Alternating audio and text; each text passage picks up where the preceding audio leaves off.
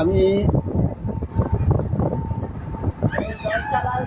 পরম ব্রহ্ম কল্কি অবতার উইথ স্বর্ণের আমি নমস্কার করছি। কল্কি অবতার উইথ স্বর্ণের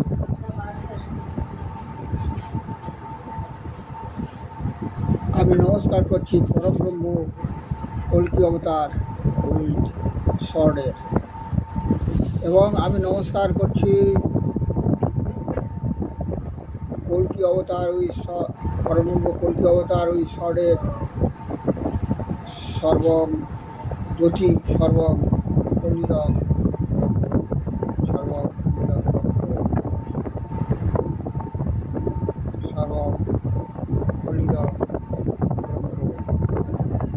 সর্বং খণ্ডিতং ব্রহ্ম। আমরা আমাদের অন্তরের দিকে তাকাই না। যদি আমরা আমাদের অন্তর দিকে তাকাই, দেখা যাবে অন্তরে সেই অন্তর্যামী কল্কি। যখন আমরা তার সন্ধান পাই, সেই অন্তরে সেই অন্তর্যামী সন্ধান পাই, তখন আমরা বলি পেয়েছি সন্ধান তব অন্তর্যামী, অন্তরে দেখেছি তোমারে। পেয়েছি সন্ধান তব অন্তর্যামী, অন্তরে পেয়েছি তোমারে, অন্তরে দেখেছি তোমারে। চকিতে চপল আলোকে হৃদয়ে শতদল মাঝে, হেরে নিয়ে কি অপরূপ রূপ। পেয়েছি সন্ধান তব অন্তর্যামী, হে অন্তর্যামী কল্কি। পেয়েছি সন্ধান তব অন্তর্যামী, অন্তরে দেখেছি তোমারে। চকিতে চপল আলোকে হৃদয় শতদল মাঝে, হেরু নিয়ে কি অপরূপ রূপ। কোথা ফিরিতেছিলাম পথে পথে দাঁড়ে দাঁড়ে, মাতিয়া কলরবে। বিভিন্ন জায়গায় খুঁজে খুঁজে বেরিয়েছে আমরা। কখনো গেছি মন্দিরে, মন্দিরের পথে পথে ঘুরেছি। কখনো গেছি জঙ্গলে, জঙ্গলের পথে পথে ঘুরেছি। কখনো গেছি গুহায়, গুহায় পথে পথে। পর্বত, সেখানে পর্বতে পর্বতে ঘুরেছি, গুহায় গুহায় ঘুরেছি। কত ভক্তরা সেখানে মেতে আছে, কলরব করছে, নাম করছে, সেখানেও গেছি। কোথা ফিরিতেছিলাম পথে পথে দাঁড়ে দাঁড়ে, মাতিয়া কলরবে। সহসা কোলাহল মাঝে শুনেছি তবু আহ্বান। এরপর সেই কোলাহল মাঝে দেখলাম, ভক্তের কোলাহল মাঝে, সহসা কোলাহল মাঝে শুনেছি তবু আহ্বান। নিভৃত হৃদয় মাঝে, হৃদয়ের মাঝে তোমার আহ্বান শুনেছি। হৃদয়ের মাঝে আহ্বান, সেই অন্তর্যামী কল্কি। আসুন আমরা সেই কল্কিকে পূজা করি, নাম করি, জপ করি, পুরাণ পাঠ করি, ধ্যান করি, আরতি করি, দান করি, কল্কি ভোগ করি, কল্কি পূজা করি। উপবাস, কীর্তন, শ্রবণ, সেবা, নৃত্য, অভিষেক, উপাসনা, মন্দির স্থাপন, পদসেবন, মার্জন, প্রার্থনা, চিন্তা, আবৃত্তি, যোগ, দর্শন, প্রণাম, প্রসাদ ভোজন, কল্কি সেবা। আসুন আমরা সনাতন ধর্মীয়, আমরা সনাতন ধর্মীয়, আমরা হিন্দু সনাতন ধর্মীয়, আমরা হিন্দু সনাতন ধর্মমতে আমরা সত্যযুগে ধ্যান এবং উন্নতি প্লাস ত্রেতা যুগে হোমযজ্ঞ এবং প্লাস দাপর যুগে ধ্যান, হোমযজ্ঞ, পূজা পাঠ, মূর্তি পূজা, মন্দির পূজা সব করেছি। এরপর আমরা হিন্দু সনাতন ধর্ম কলিযুগে আমরা সেই হিন্দু সনাতন ধর্ম আচার অনুষ্ঠান যেগুলো সেইগুলো করে চলেছি। কিন্তু আমরা দেখছি এই কলিযুগে সেই হিন্দু সনাতন ধর্মের ভিতরে সেই সনাতন ধর্মের উপরে বিভিন্ন রকম আক্রমণ হচ্ছে। এখানে বিভিন্ন ব্যবসায়ী, ধর্ম ব্যবসায়ী তৈরি হয়েছে।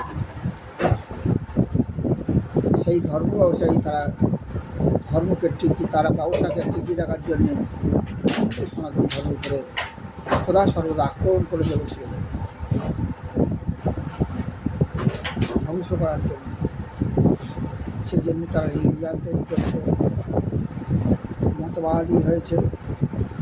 এগুলো কিন্তু অন্য সময় ছিল না, এমনকি এখন কলিযুগের বয়স ৫,০০০ বছর, ৫,০০০ বছর আগেও ছিল না। দুর্ভাগ্য, দুর্ভাগ্য, দুর্ভাগ্য। কিন্তু বলছি হিন্দু সনাতন ধর্ম সারা বিশ্বের এবং সবাই কাফির, তার উপর আক্রমণ করো, অ্যাটাক করে চলেছে।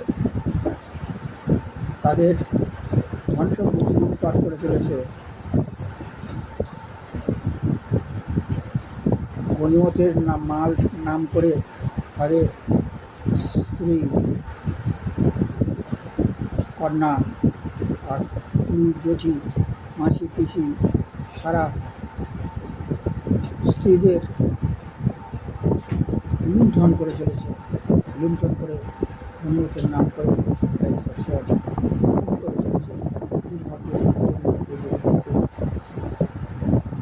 তারা জিহাদি গোষ্ঠী চলেছে সারা বিশ্বে। জিহাদি জঙ্গি সন্ত্রাসবাদ তৈরি করে সারা বিশ্বে আক্রমণ করে চলেছে। দুর্ভাগ্য, দুর্ভাগ্য, দুর্ভাগ্য। সারা বিশ্বে হিন্দু সনাতন ধর্মীয় রীতিনীতি করে আক্রমণ করে চলেছে। মন্দির, মূর্তি পূজা, প্রভৃতির উপর আক্রমণ করে চলেছে। দুর্ভাগ্য, দুর্ভাগ্য, দুর্ভাগ্য। সেই ধর্ম ব্যবসায়ীদের জন্য, রিলিজিয়ান ধর্ম ব্যবসায়ী, সেই মতবাদ ধর্ম ব্যবসায়ীর জন্য সারা বিশ্বে আজকের আতঙ্কগ্রস্ত, অশান্তি। সারা বিশ্বে আমরা দেখতে পাচ্ছি জঙ্গি, আতঙ্কবাদী, জিহাদি, পরিবংশধরের অন্যায় অত্যাচার, যেমন সেই রকম অন্যায় অত্যাচার, পুরীর যেমন অন্যায় অত্যাচার, ঠিক সেরকম পুরীর অন্যায় অত্যাচার, ম্লেচ্ছগিরি, ডারকারী, আমরা দেখছি দুষ্কৃতিকারী, নাস্তিক, ধর্মবিরোধী, চরিত্রহীন, ইম্পিওর, হিংসাকারী, দুষ্টু, অধার্মিক, নটি, ঈশ্বর বিরোধী, মিথ্যাচারী, পাপাচারী, সত্য ধ্বংসকারী, আনলকারী, মন্দির ধ্বংসকারী, মূর্তি ধ্বংসকারী, ডাকাত, চোর, গুন্ডা, খুনি, চিটিংবাজ, বিশ্বাসঘাতক, অহংকারী, ধর্ষণকারী, ধর্ম ব্যবসায়ী, লুটপাটকারী, অনাচারকারী, বেদনিন্দাকারী, ছিনতাইকারী, এনভায়রনমেন্টাল পাচারকারী, ছলনাকারী, চাটুকারী, হাফিজ শেয়ার, সারা বিশ্বে শেয়ার, ঘুষখোর, বুড়ো, ব্যাট বৃত্তিকারী, সাধু, ব্যবসায়ী, লাইট স্টার, চোর, এরকম আমরা সারা বিশ্বে দেখছি। সারা বিশ্বে তাদের অন্যায় অত্যাচারে বিশ্বজননী কেঁদে কেঁদে চলেছে। বিশ্বজননী কেঁদে কেঁদে চলেছে। আমরা দেখেছি যখন যখন ধরিত্রীর বুকে এই রকম অন্যায় অত্যাচার হয়, বিভিন্ন রকম, সেই সত্য যুগে, ত্রেতা যুগে, দ্বাপর যুগে, তখন আমরা দেখেছি এমনকি কলিযুগে ভগবানের আবির্ভাব, ভগবানের আবির্ভাব, ভগবানের অবতার শক্তির প্রকাশ। ভগবান কেবল তার শক্তির প্রকাশ করেন না, তিনি অবতার রূপে অবতীর্ণ হন। তার যে অবতার, সেই ভগবান এর অবতার, বিষ্ণুর অবতার আমরা দেখেছি বিভিন্ন রকম। ত্রেতা যুগে রামচন্দ্র অবতার, দ্বাপর যুগে কৃষ্ণ অবতার, কলিযুগে কল্কি, এই রকম যে অবতার, সেই অবতার তার শক্তির প্রকাশ, শুধু শক্তির প্রকাশ করছেন না, তিনি নিজেই অবতার রূপে অবতীর্ণ। তার অবতার সম্পূর্ণ দিব্য, অপ্রাকৃত, 5টি মহাভূত দ্বারা গঠিত। সেই 5টি মহাভূত দ্বারা গঠিত শুধু না, ক্ষিতি, অপ, তেজ, মরুৎপম, 5টা মহাভূত নয়। স্বয়ং আমরা যদি চিন্তা করি অবতারের, আমরা যে গীতা দেখি, গীতাতে কী লেখা আছে? যদা যদা হি ধর্মস্য গ্লানির্ভবতি ভারত অভ্যুত্থানম অধর্মস্য তদাত্মানাং সৃজাম্যহম পরিত্রাণায় সাধুনাং বিনাশায় চ দুষ্কৃতাম ধর্ম সংস্থাপনার্থায় সম্ভবামি যুগে যুগে। যখন যখন ধর্মের অবক্ষয়, নিজের থেকে নিজের সৃষ্টি, তদাত্মানাং সৃজাম্যহম, নিজের থেকে নিজের সৃষ্টি। যেমন সর্বং খলিদং ব্রহ্ম, ঈশ্বর এক। যখন তিনি চিন্তা করেন, তিনি নিজেই ক্রিয়েটার, তিনি নিজেই সৃষ্টি করেন, সৃষ্টিকর্তা। ঠিক সেই রকম তিনি নিজেই নিজের সৃষ্টি করেন, অবতার রূপে অবতীর্ণ, তদাত্মানাং সৃজাম্যহম, এবং সম্ভবামি যুগে যুগে, যুগে যুগে অবতীর্ণ। ভগবানের জন্ম কেন? কেন ভগবানের জন্ম? কেন কল্কির জন্ম? জন্ম কর্ম চ মে দিব্যম, তিনি বলছেন। দেখবে ধর্মপুস্তকে লেখা আছে, যেমন লেখা আছে যদা যদা হি ধর্মস্য, সেই রকম লেখা আছে জন্ম কর্ম চ মে দিব্যম। তিনি জন্ম এবং কর্ম তার দিব্য, দিব্য জন্ম, দিব্য কর্ম। জীবের যেমন কর্মবন্ধনে আরোপ করতে হয়। আমি কি বলেছি আগে? পরম ব্রহ্ম কল্কি, সব পরম ব্রহ্ম কল্কির অংশ। সর্বং খল্লিদং ব্রহ্ম, সেই সর্বং খল্লিদং ব্রহ্ম মায়ায় আবিষ্ট হয়, যার ফলে বুঝতে পারে না। মায়া কার না কি, কাকে মায়া বলে সব জানা আছে। কি সেটা মায়া? মানুষ যখন চলে, পিছনে কি কি চলে? পিছনে চলে ছায়া, ছায়া চলে না, ছায়া। আর সামনে কি চলে? সামনে চলে মায়া। ছায়ার মতো মায়াও চলে। আবদ্ধ হয়ে আছো, সেই মায়ায় আবদ্ধে সব কিছু, ধন দৌড় প্রচুর, সব কিছু মায়ায় আবদ্ধ হয়ে সে নিজেকে নিজে বুঝতে পারছে না। পরম ব্রহ্ম কল্কি অবতার ঈশ্বর হয়তো বুঝতে পারে না। পিছনে যেমন চলে ছায়া, সামনে সেরকম ঠিক মায়া। সেই ভগবান যখন অবতীর্ণ, কল্কি অবতারের, কল্কি জন্ম এবং কর্ম হলো দিব্য। দিব্য জন্ম এবং কর্ম, জন্ম কর্ম চক মে দিব্যম। শ্রীমদ্ ভাগবত গীতা দেখবে, শ্রীমদ্ ভাগবত গীতায় লেখা আছে যদা যদা হি ধর্মস্য। সেই শ্রীমদ্ ভাগবত গীতায় খুঁজে দেখবে, অধ্যায় নম্বর 4 আর শ্লোক নম্বর 9, জন্ম কর্ম চমে দিব্যম। দিব্য জন্ম, দিব্য কর্ম। সাধারণ জীব যেমন মায়ায় ঝুঁকে আছে, মায়ায় ভুলে আছে, তিনি মায়ায় ভুলেন না, কর্মবন্ধনে আবদ্ধ হন না। কল্কি কর্মবন্ধনে আবদ্ধ হয় না। কেউ কেউ জিজ্ঞেস করে, কেউ কেউ হয়তো প্রশ্ন করতে পারে, তাহলে সেই যে ভগবানের যে দেহ, সেটা কি জড়ো? কারণ কারণ আমরা জানি ক্ষিতি অব তেজ মরুদ্গম জড়ো, তাহলে সেটা কি জড়ো? এবার তার জন্য দেখবে ব্রহ্ম সংহিতাতে দেখবে ভগবানের স্বরূপ, ভগবান কল্কি তিনি পরম সচ্চিদানন্দ বিগ্রহ, সচ্চিদানন্দ বিগ্রহ। ব্রহ্ম সংহিতাতে দেখে নেবে। অর্থাৎ ভগবান কল্কি হল ঈশ্বর, তার দেহ এবং আত্মা আলাদা নয়, তার দেহ এবং আত্মাটা আলাদা নয়। আর সমগ্রই সৎ চিৎ এবং আনন্দ, সচ্চিদানন্দময়। ব্রহ্ম সংহিতা দেখে নেবে।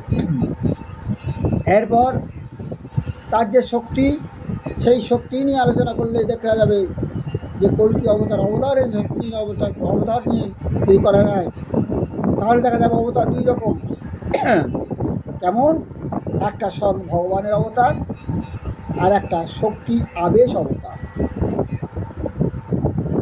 স্বয়ং ভগবান অবতার অর্থাৎ বিষ্ণু, যারা বিষ্ণুর নাম কল্কি, তিনি স্বয়ং যখন আসছেন স্বয়ং অবতার। আর শক্তি অবতার, শক্তি অবতার যেমন নারদ, পৃথু, এই সমস্ত শক্তি অবতার। আর যদি সেই ভগবান সেই অবতার নিয়ে আলোচনা করা যায়, তিনি সীমাবদ্ধ, সেই সীমাবদ্ধ নীলা আরম্ভ করলে দেখা যাবে নো অবতার মানে অবতরণ। বিষ্ণুর অবতার কল্কি অবতার হতো, কল্কির অবতার কল্কি অবতারণ। বিষ্ণুর এক নাম হলো কল্কি, দেখবে লেখা বিষ্ণু সহস্রনামের মধ্যে দেখবে একটা নাম হলো কল্কি। সেই কল্কি বা বিষ্ণু তিনি বৈকুণ্ঠ থেকে অবতরণ, অবতার। এরপর এইভাবে লক্ষ্য করলে দেখতে পাওয়া যায় সব ভগবান বিষ্ণু অর্থাৎ কল্কি অবতার গ্রহণ করেন। এরপর যদি সেই নিয়ে চিন্তা করা যায়, সেই কল্কি অবতার দিব্য, কল্কি অবতার চিন্ময়, কল্কি অবতার সচ্চিদানন্দময়। কল্কি অবতার কেবলমাত্র নিজের শক্তি প্রকাশ নয়, কোনো বিশেষ জীবের মধ্যেও তিনি শক্তির আরোপ করতেও পারেন, কিন্তু কল্কি অবতারটা হলো স্বয়ং। আমরা এইভাবে যদি অবতার নিয়ে আলোচনা করি, দেখা যাবে অবতারের বিভিন্ন রকম ভাগ আছে। কোনোটা হয়তো পূর্ণাবতার, কোনোটা অংশাবতার, কোনোটা লীলা অবতার, কোনটায় গুণাবতার, কোনটার শক্তি অবেশ অবতার। এইরকম অবতারের বিভিন্নভাবে ভাগ আছে। ভগবান নিজে অবতীর্ণ হন, বিশেষ শক্তির প্রকাশ ঘটান, এর মধ্যে কোনো বিরোধ নেই। এগুলো শুধু অবতার তত্ত্বের বিভিন্ন রূপ মাত্র, বিভিন্ন রূপ মাত্র। যখন যখন পৃথিবী সহ্য করতে পারে না, সেই পৃথিবী চলে যায় দেবতাদের কাছে। দেবতারা তখন বলে আমাদের তো কিছু করার নেই, তখন সেটা চলে যায় ব্রহ্মার কাছে। হে ব্রহ্মা, তুমি তো সৃষ্টি করেছো, বাঁচাও। ব্রহ্মা বলে আমি তো সৃষ্টি করতে করার ক্ষমতা, অন্য কিছু নেই। সোজা সবাই মিলে চলে যায় ব্রহ্মা সমেত বিষ্ণু সজা রুদ্রর কাছে, অর্থাৎ মহাদেবের কাছে। মহাদেব বলে, আমার তো কোনো খবর নেই, আমি তো রক্ষা করার ক্ষমতা নেই, পালন করার ক্ষমতা নেই। তাহলে কার কার ক্ষমতা? আমি ধ্বংস করতে পারবো, বড় মেরে দিই, এক্ষুনি মেরে দেবো। একটা সময়, একটা সেকেন্ড সময় লাগবে না। আমি ধ্বংসের দেবতা, ধ্বংস করবো, বলো, আমি 1 সেকেন্ডে ধ্বংস করে দেবো, আমার তো কোনো ক্ষমতা নেই। তখন সবাই মিলে ব্রহ্মা মহেশ্বর সব যায়, সব আমরা বিভিন্ন গ্রহণ করতে হয়ে গেছি ক্ষীরোদ সাগরে। ক্ষীরোদ মানে দুগ্ধ, যেখানে কোনো সাদা, সেখানে কোনো অপবিত্র কিছু নেই, পবিত্র সেইখানে। যেখানে বৈকুণ্ঠ নিয়ে আলোচনা করলে দেখা যায় যেখানে কোনো কুণ্ঠা নেই, সেটাই হলো বৈকুণ্ঠ। যাই হোক, বৈকুণ্ঠ যখন আলোচনা করবো তখন আলোচনা করবো। এবার সেখানে সেই ক্ষীরোদ সাগরে সবাই মিলে বললেন, বাঁচাও বাঁচাও বাঁচাও বাঁচাও বাঁচাও। তখন বিষ্ণু কী করলেন? বাঁচাও বাবা, বাঁচাও বাবা, বাঁচাও। তখন সেই বিষ্ণু বা কলকি অবতরণ করেন। সেই অবতরণ হলো কলকি অবতার। কলকি অবতার, কলকি অবতার। যখন যখন এই পৃথিবী সহ্য করতে পারে না, তখন তখন অবতার। আমরা দেখছি কি এই কলিযুগে বিভিন্ন রকম যে ধর্ম ব্যবসায়ীরা তাদের ধর্ম বাঁচিয়ে রাখার জন্যে, হিন্দু সনাতন ধর্ম ধ্বংস করার জন্যে তারা পৃথিবীর করে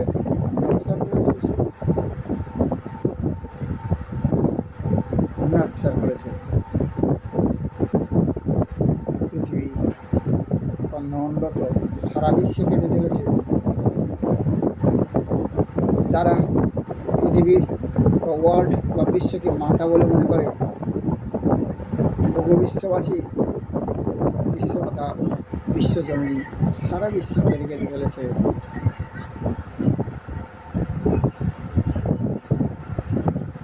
বন্দে ওয়ার্ল্ড মাতরম,